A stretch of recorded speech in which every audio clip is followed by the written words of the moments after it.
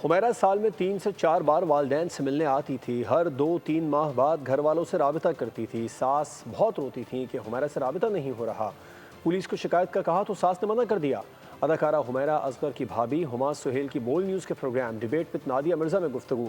بتایا کہ 7-8 ماہ قبل انہوں نے کراچی پولیس ہیلپ لائن پر شکایت کی تو بتایا گیا آپ کا حمیرہ سے خونی رشتہ نہیں ہے۔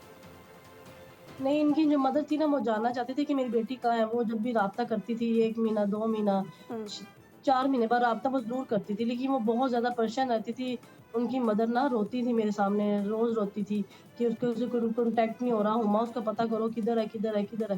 تو میں نے اپنی ساس کو بولا کہ ہم دونوں چلتے ہیں پولیس میں نا جا کے کمپلین کرتے ہیں۔ تو میری ساس نے بولا کہ نہیں، یہ پولیس میں نہیں کمپلین کرنی، ایسے میڈیا تک بات جائے گی، بھائی لوگ کیا کہیں گے ہمیں۔ تو میں نے بولا کہ چلیں مرضی آپ کی۔ تو میں نے پھر کراچی پولیس ہیلپ لائن پہ میں نے کال کی۔